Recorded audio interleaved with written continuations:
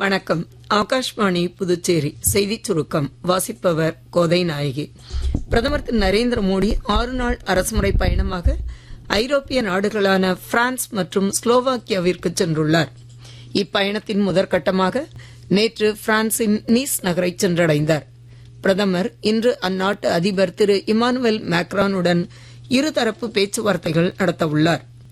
இந்தியாவின் நகரங்கள் பொருளாதார ரீதியாக உற்பத்தி திறன் மிக்கதாகவும் சுற்றுச்சூழல் ரீதியாக நிலையானதாகவும் சமூக ரீதியாக அனைவரையும் உள்ளடக்கியதாகவும் தொழில்நுட்ப ரீதியாக மேம்பட்டதாகவும் இருக்க வேண்டும் என்று பிரதமரின் முதன்மை செயலாளர் திரு பி.கே. மிஸ்ரா கூறினார்.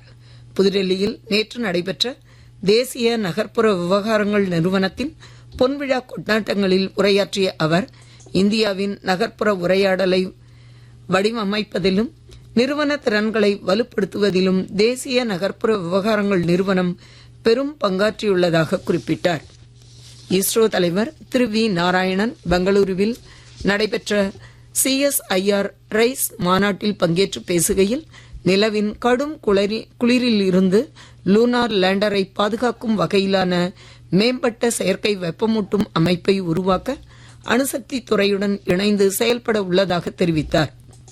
12வது சர்வதேச யோகா தினத்தை முன்னிட்டு புதுச்சேரி தலைமைச் செயலகத்தில் ஆலோசனைக் கூட்டம் நடைபெற்றது. அரசு செயலர் திரு சௌத்ரி முகமது யாசின் இக்கூட்டத்திற்கு தலைமை வகித்தார். கடந்த ஆண்டை விட இந்த ஆண்டு அதிகமானவர்களை யோகா செயல்முறையில் பங்கேற்க செய்வது, யோகா கலையின் சிறப்புகள் குறித்த விழிப்புணர்வு, கலை நிகழ்ச்சிகளுக்கு ஏற்பாடு செய்வது உள்ளிட்டவை குறித்து இக்கூட்டத்தில் ஆலோசிக்கப்பட்டது.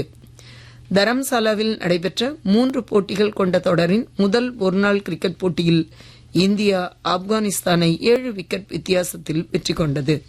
இத்துடன் இந்த செய்திச் சுருக்கம் நிறைவு பெறுகிறது.